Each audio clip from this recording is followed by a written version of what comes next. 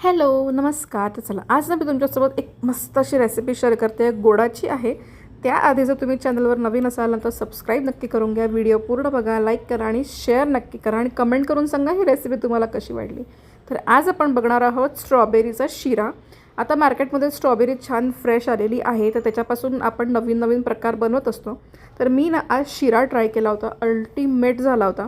तर इथे काही स्ट्रॉबेरीज आहे, याला मी स्वच्छ धुवून घेतलं होतं. आता स्वच्छ धुताना ना थोडंसं व्हिनेगर आणि मीठ घालून ह्याला एक 15 मिनिटांना साईडला ठेवून द्यायचं. त्याची सगळी घाण जी असते ना ती निघून जाते आणि स्ट्रॉबेरी स्वच्छ होऊन जाते.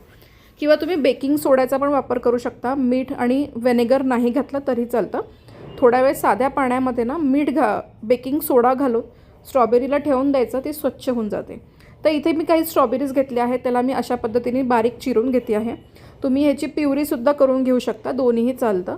आता माझ्याकडे स्ट्रॉबेरी कमी होत्या कारण कापता कापताच त्यातल्या अर्ध्या पोटात गेले आहेत लहान मुलाच्या, कारण त्याला प्रचंड स्ट्रॉबेरी आवडते. आता स्ट्रॉबेरी कापून झाली आहे. इथे मी रवा घेतलेला आहे.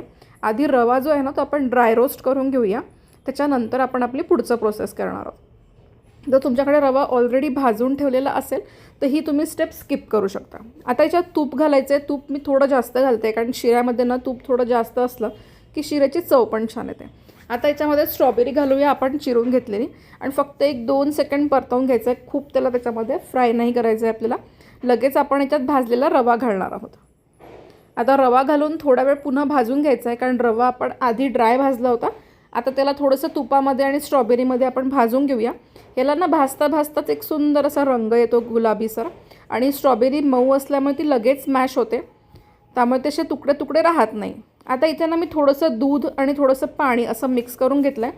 तुम्ही नुसता पाण्याचा वापर पण करू शकता याच्यामध्ये, असं काही कंपल्शन नाही आहे की दूधच वापरायचं आहे. दुधाने ना शिराची चव जी असते ना ती खूप छान येते, म्हणून आपण दूध घालणार आहोत. आता हे दूध घालून ना रवा आपल्याला छान फुलवून घ्यायचा आहे. आता हे मिक्स करून घ्यायचं. गरज पडली तर तुम्ही अजून थोडंसं पाणी घालू शकता किंवा दूध घालू शकता. आता रवा छान फुलवून घेऊया. त्याच्यानंतर आपण याच्यात साखर घालणार आहोत. आता आपण स्ट्रॉबेरी घातली आहे. स्ट्रॉबेरी हलकी आंबटसर असल्यामुळे थोडं साखरेचं प्रमाण वाढवून घेणार आहे, म्हणजे की स्ट्रॉबेरी खाताना फार आंबट नको लागायला. तुम्ही रंग बघू शकता, ह्याला असं छान एकदम असा गुलाबीसर आला आहे, एकदम लाईट पिंक शेड आलेला आहे. खूप सुंदर झाला होता. आता ह्याच्यामध्ये ना मी थोडेसे ना रोज सिरप आहे माझ्याकडे, रोज इसेन्सचे ड्रॉप्स असतात ते घालणार आहे. 1-2-3 थेंब घालते आहे. तुमच्याकडे नसेल तुम्ही नाही घातले तरी चालतं, पण यांनी नाही खूप छान अशी टेस्ट आणि स्मेल येते याला, म्हणून मी थोडंसं घातलं होतं.